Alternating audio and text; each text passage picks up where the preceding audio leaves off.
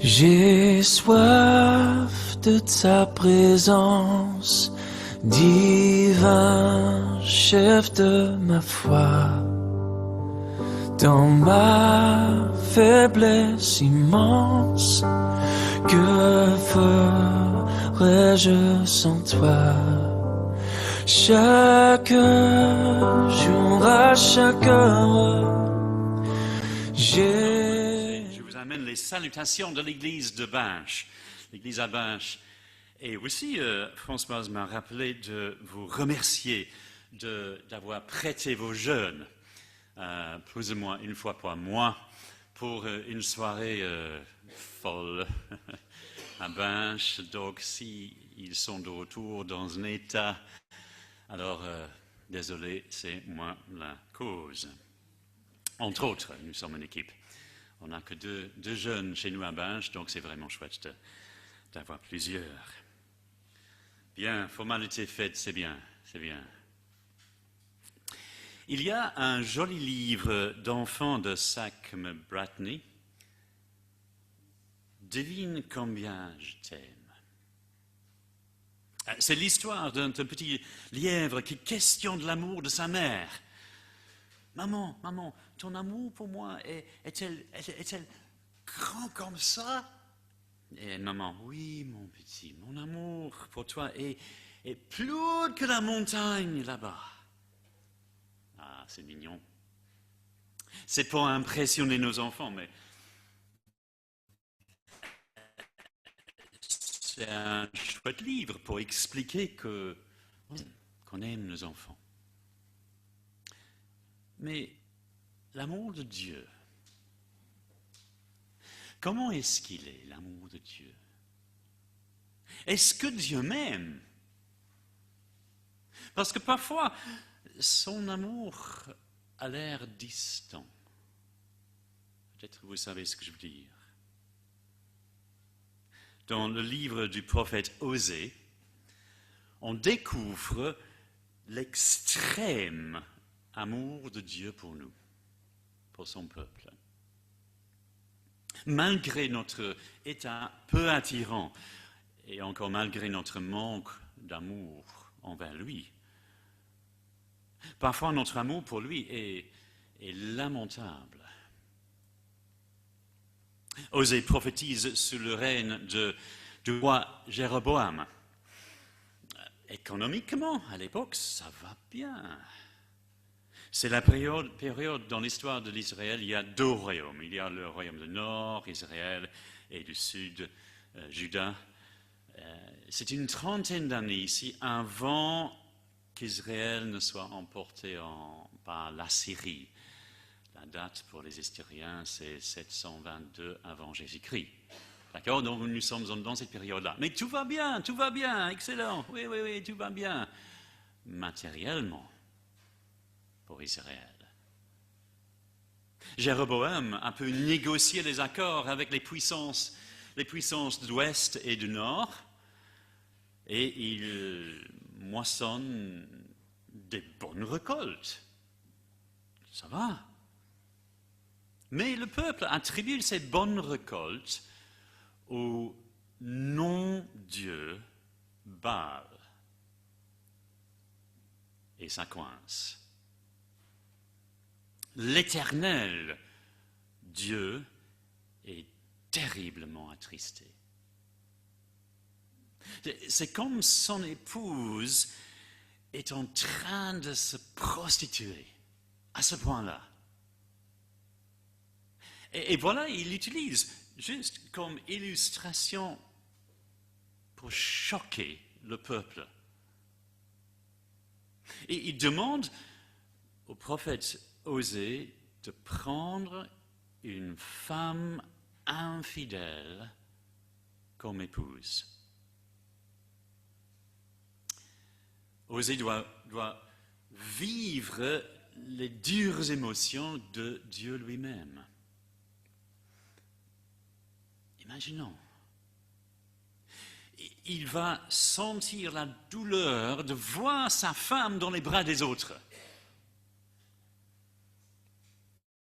Le problème, c'est que l'épouse Israël est aveuglée par la prospérité et elle est infidèle. Voyons le problème? Alors Dieu, outragé, va-t-il prononcer le divorce légalement? Voyons Osée chapitre 2, si vous avez votre Bible. Et verset 4 commence avec un type de procès. Assez, c'est assez. L'alliance est rompue. C'est fini pour Israël, non? Logiquement. Effectivement, non.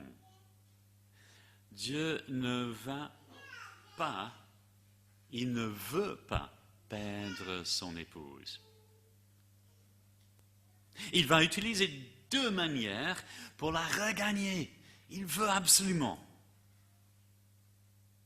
Alors, je vais lire le passage maintenant, mais pendant la lecture du passage, j'aimerais bien qu'on essaie d'identifier les deux manières que Dieu utilise pour regagner son épouse, son peuple, Israël. Il y a deux systèmes, deux manières qu'il utilise. Donc, Osée chapitre 2, à partir de verset 4, je lis de la version Sommaire. Oui, voilà, version Sommaire. Intendez un procès à votre mère, sa mère c'est Israël. Faites-lui un procès, car elle n'est pas mon épouse, et je ne suis pas son mari. Qu'elle ôte de sa face les marques de la prostitution qu'elle a commises, d'entre ses seins les signes de ses adultères. Sinon, je la dévêtirai et je la mettrai toute nue, comme elle était au jour de sa naissance. Je la transformerai en un désert. Je ferai d'elle un pays desséché. Je la ferai mourir de soif. Et quant à ses enfants, je n'aurai plus d'amour pour eux, car ce sont des enfants prostitués. Oui, leur mère s'est adonnée à la prostitution. La femme qui les a conçus s'est couverte de honte, puisqu'elle a affirmé, moi, j'irai auprès de mes amants, qui me fournissent mon pain, mon eau, mon lin, ma laine, mon huile et mes boissons. Voilà pourquoi je vais barrer son chemin avec des épines, je l'obsture par un mur, et elle ne trouvera pas sa route. Elle poursuivra ses amants sans pouvoir les atteindre. Elle les cherchera sans pouvoir les trouver. Puis elle se dira, je vais retourner chez mon premier mari, car j'étais alors plus heureuse que maintenant. Or, elle n'avait pas compris que c'était moi qui lui ai donné du blé, le vin nouveau et l'huile, et l'argent en abondance, ainsi que l'or dont ils ont fait une offrande à Baal. Verset 13. Je ferai cesser toutes ces réjouissances, ces fêtes, ces nouvelles lunes et ces sabbats. Oui, tous ces jours de fêtes culturelles. Et je dévasterai sa vigne et son figuier dont elle a dit, voyez, c'est le salaire donné par mes amants. Je les réduirai en broussailles, et les bêtes sauvages en feront leur pâture. Je lui ferai payer tous les temps qu'elle a consacrés au culte des Baals, lorsqu'elle leur offrait du parfum en hommage, paré d'agneaux et de bijoux, pour courir après ses amants. Et quant à moi, elle m'a oublié. L'Éternel le déclare. Voilà, ça c'est la première stratégie. Voici la deuxième, verset 16. C'est pourquoi je vais la reconquérir, la mener au désert et parler en son cœur. Verset 18. Et elle arrivera en ce temps-là, l'Éternel le déclare, que tu me diras, mon époux, et tu m'appelleras plus mon maître. Verset 20. Je briserai l'arc et l'épée, et je mettrai fin à la guerre. Ils disparaîtront au pays. et je les ferai reposer dans la sécurité. Puis pour toujours, je te fiancerai à moi. Je te fiancerai à moi en donnant comme dot et la justice et la droiture, l'amour, la tendresse. Et je mettrai en toi, te fiancerai à moi et mettrai en toi la fidélité. Et tu connaîtras l'Éternel. En ce temps-là, je répondrai, l'Éternel le déclare, je répondrai à l'attente du ciel, et le ciel répondra à ceux qui attendent la terre. La terre reproduira au blé, au vin nouveau, ainsi qu'à l'huile fraîche, et ceux-ci répondront à l'attente de Jisraël, Jisraël veut dire semence, et je les répandrai comme de la semence pour moi dans le pays. Je prodiguerai mon amour à celle qu'on nommait Lo-Rama. Et je dirai, Lo-Ami, à Lo-Ami, tu es mon peuple. Et il dira, tu es mon Dieu. Wow. Bon, est-ce qu'on a pu voir les deux méthodes que Dieu utilisera pour regagner son épouse? Je pense. D'abord, avancez, il est lucide. Il annonce clairement l'effet affreux du péché, de l'infidélité, de la prostitution. S'il passait par un procès, Israël est en faute. Israël est coupable. Attrapé en flagrant délit. Verset 4 là. Son amant, ou on peut dire ses clients, entre ses seins, prise dans l'acte même les signes de ses adultères. Alors divorce, c'est fini, non? Non. L'Éternel l'aime de trop. Ce n'est pas une amourette, un amour mignon tout en rose. Dieu ne dit pas « Ah, tu es tellement attirant, Israël, comment pourrais-je vivre sans toi ?» Ben non. Israël est laide, pitoyable, sale, et il ne veut absolument pas de Dieu. Pourtant, Dieu l'aime. Il aime avec un amour éternel, fort, coûteux, signé par une alliance, un engagement. Il y a un mot en hébreu qui décrit l'amour radical, cet amour radical de Dieu, hesed. L'engagement d'amour extrême de Dieu pour son peuple, pour nous.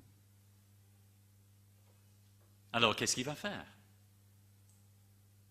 Comment va-t-il exprimer son amour hesed, son amour extrême? Il crie, il secoue, il punit, il fait tout pour qu'elle arrête ses bêtises. Il casse les barrières, il l'amène au désert. Il le prive de l'eau, verset 5. Il la prive même de ses vêtements qui protègent le soleil. Il annonce l'eau ruama, non pas aimée aux enfants de la prostitution. Verset 6. Il va mettre les bâtons dans les roues de la prostitution. Verset 8. Il va casser la fête. Verset 13. Il va fermer les écluses et retenir les bénédictions de la terre. Verset 11. Pas de blé, pas de vin, pas d'huile, pas de laine, pas de l'argent ni de l'or. Verset 10. Pas de figuier. Verset 14. C'est dur, non? C'est dur. Mais c'est parce qu'il aime son peuple. Dans l'espoir qu'elle dise, verset 9, je vais m'en retourner chez mon premier mari. Dans l'espoir qu'elle dise cela. Oh, ça doit être mieux que maintenant. Cela nous rappelle le fils prodigue. Il disait même mes serviteurs chez mon père vivent mieux que moi ici chez les cochons. L'amour de Dieu. Alors entendons-nous le cri de cœur de l'Éternel, verset 5, là, non, verset 15, fin de verset 15. Et quant à moi, dit l'Éternel, elle m'a oublié. Voyons l'amour extrême de Dieu. Et puis toujours à cause de son amour extrême pour Israël, Dieu va passer une autre méthode, tout aussi radicale. Oui, c'est l'inverse. Dieu va courir après Israël pour la regagner. Je vais la reconquérir, verset 16. Tu me diras, mon époux, verset 18. Je te fiancerai à moi, verset 21. Et comment? Comment? En donnant comme dot et la justice et la droiture. C'est Dieu qui donne l'amour et la tendresse. Et je le mettrai en toi. Verset 22. Je te fiancerai à moi en mettant en toi la fidélité. Et tu connaîtras l'Éternel. Et il va les bénir matériellement. Il va les bénir, verset 24. La terre répondra au blé, au vin nouveau, ainsi qu'à l'huile fraîche. Et cette fois-ci, les bénédictions ne seront pas attribuées au nom de Dieu, mais correctement à l'époux, l'Éternel Dieu qui a créé toutes ces bonnes choses. Enfin, voilà, dans son amour extrême, Dieu va combler son épouse de bénédiction. Dieu, dans son amour extrême, Dieu retire et Dieu donne, toujours parce qu'il nous aime. Il aime Israël. Israël connaîtra l'Éternel. Ça, c'est son but. Dieu fait tout pour aimer son épouse, son peuple.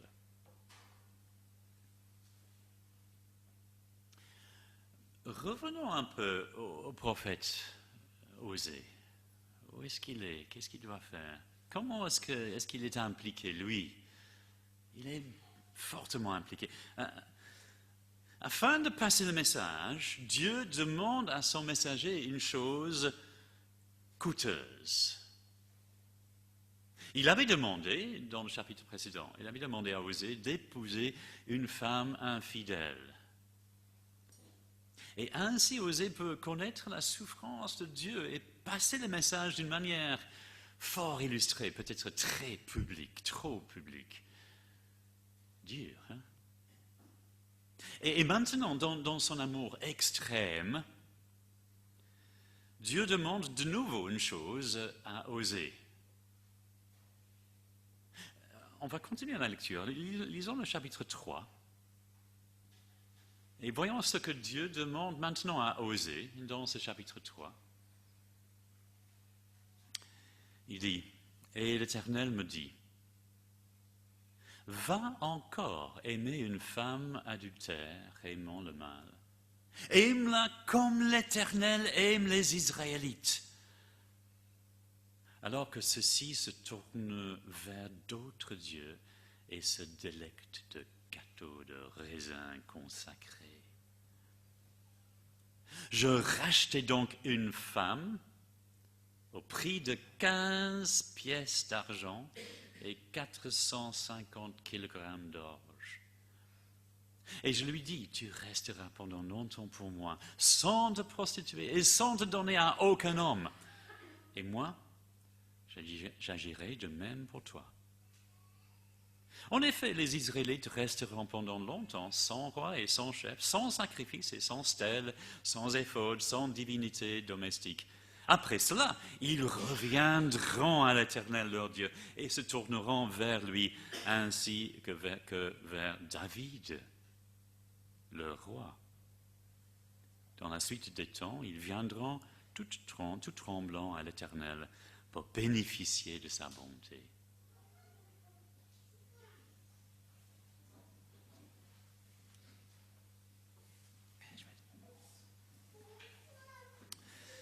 Dieu demande ce qui est humainement très difficile.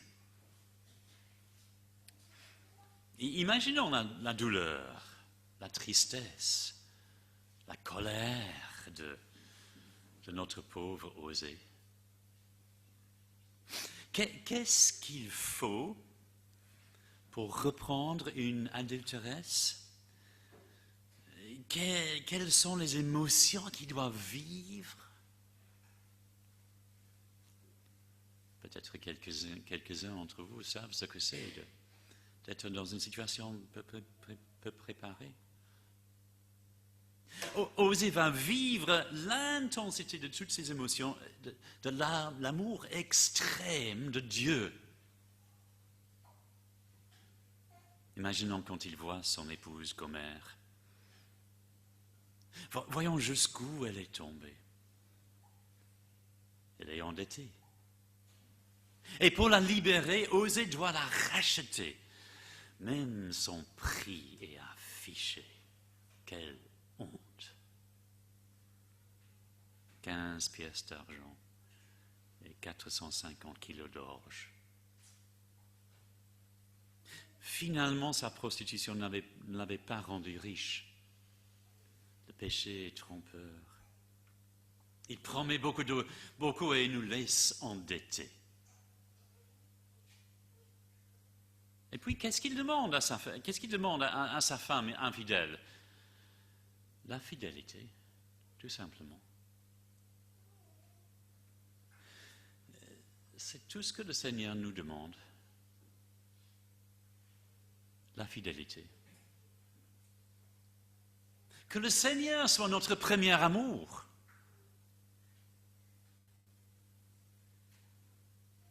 Alors, ça termine bien. Ah, super, chouette. Quelle belle fin de l'histoire d'Osée et Gomer. Encore une fois, malgré la gravité de l'État d'Israël, il y a de l'espoir. Ah, super. Oh, heureusement. Et il se peut que nous pensions que c'est une jolie histoire de l'amour de Dieu et envers ceux qui ne sont pas encore au Seigneur. Voilà, il y a de l'espoir pour le fils ou la fille prodigue. Malgré le gâchis que nous avons fait de notre vie, malgré que nous soyons dans le pétrin avec les cochons, malgré que nous n'ayons rien de l'attirant, il y a de l'espoir. Le Seigneur est prêt à nous racheter, à nous accueillir dans sa famille. Et c'est vrai. Amen. C'est l'histoire magnifique de la bonne nouvelle. Pourtant, je pense que cet épisode est pour nous. Le peuple de Dieu ici à Carnières et la région. Constatons qu'il s'agit d'Israël qui est tombé. Israël qui est déjà le peuple aimé de Dieu. Voyons. Alors, si nous sommes là à l'église ici ce matin, depuis quelques années, voilà, ouf là, et nous sommes en train de penser pour, voilà, encore un message pour les autres. Attention. Parce que c'est tellement facile à glisser de notre position hautaine. Nous faisons partie d'une église phare dans la région. Vous savez, Carnières, c'est connu. Oui. Avec une belle histoire, des décennies de témoignages dans la région. Ça aussi. J'ai écouté un peu les histoires de ce que l'église ici a fait pendant des années. Oh ben, ce n'est pas assez ça. Quand même. Attention. Chemin glissant. On peut glisser un peu, mais pas beaucoup. Mais un petit pas à la fois. C'est un grand problème pour l'Église économiquement aisée en Occident. Ça, c'est tout le monde. C'est un grand problème pour l'Église économiquement aisée en Occident. Voyons comment Israël est tombé dans une époque de prospérité. Je suis certain que si on aurait pu poser la question au monsieur Jacobs, qui tient une chapelle de bétail, ou à madame Sénion, qui cultive deux vergers de figuiers et une d'olive, ils diront que les affaires tournent bien, ouais, qu'ils paient les impôts, qui n'ont rien à craindre. Justement, rien à craindre. Parce que leur tête est dans les affaires, et petit à petit, l'Éternel est mis à côté. Et ils agissent avec tout le monde, dans les commerces, mais petit à petit, ils laissent tomber l'amour pour l'Éternel, Dieu. Petit à petit, Dieu est exclu des affaires. On ne lit plus la Bible, ou rarement. On n'a plus le temps de prier. C'est un peu... Mais ça va, quand même.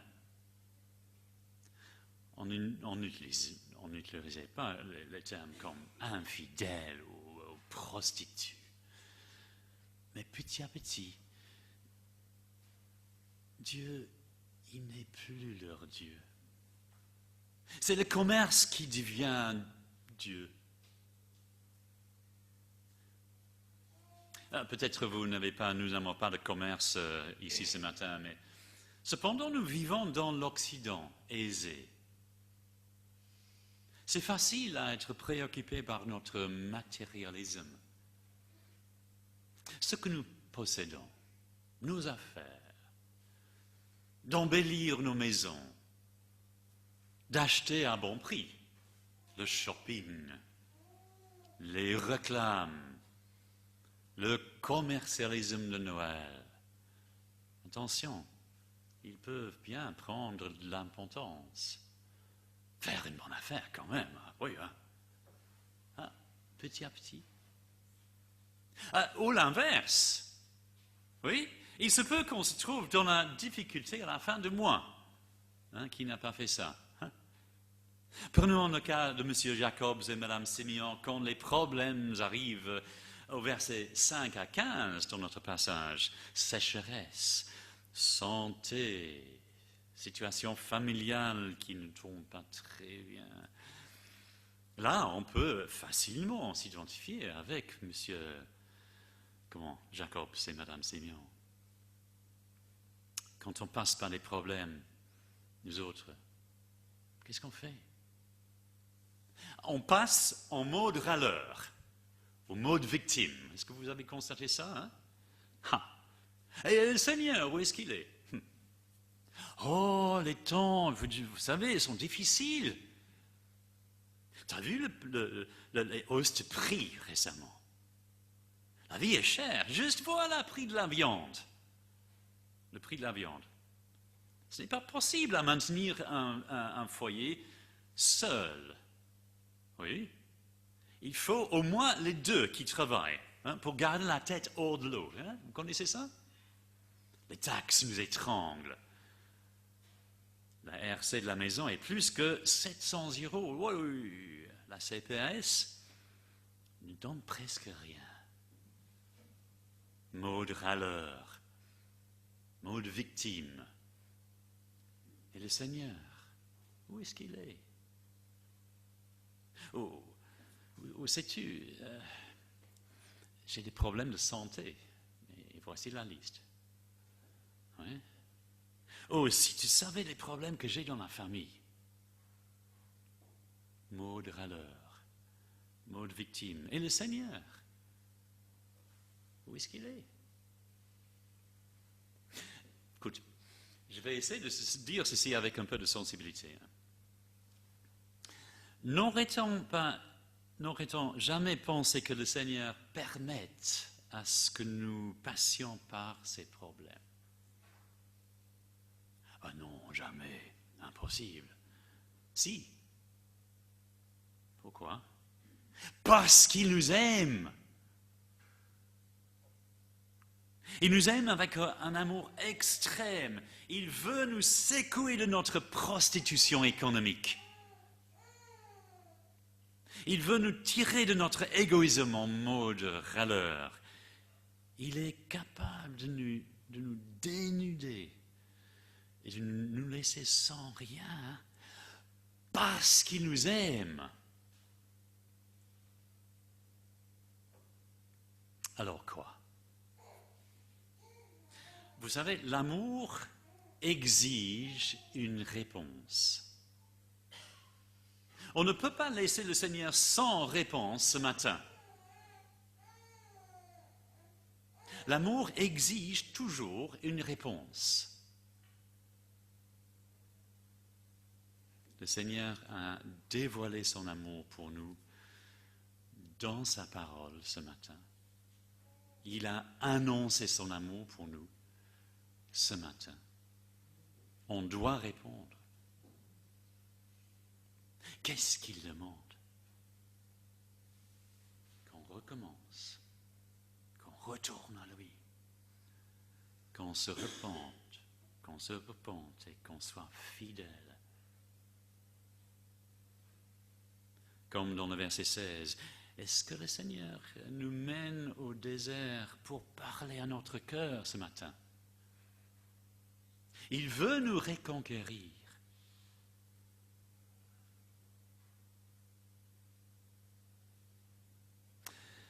Bon, juste pour terminer. L'épisode termine avec de l'espoir. Formidable dans le livre d'Osée. Voyons la prophétie au verset 5 du chapitre 3. Après cela, ils reviendront à l'Éternel leur Dieu et se retourneront vers lui, ainsi que vers David, leur roi. Dans la suite des temps, ils viendront tout tremblants à l'Éternel pour bénéficier de sa bonté. David, le roi, énigmatique, n'est-ce pas? Le roi est Jéroboam.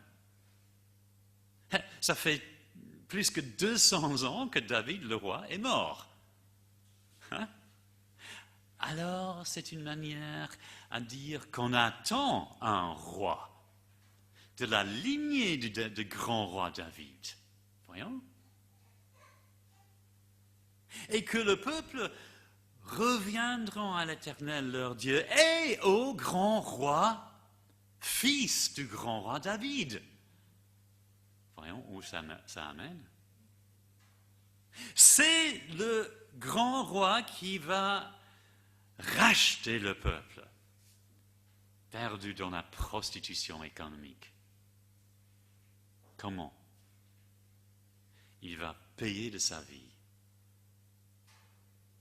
Dans la mort de Jésus, nous voyons l'amour extrême de Dieu pour son peuple.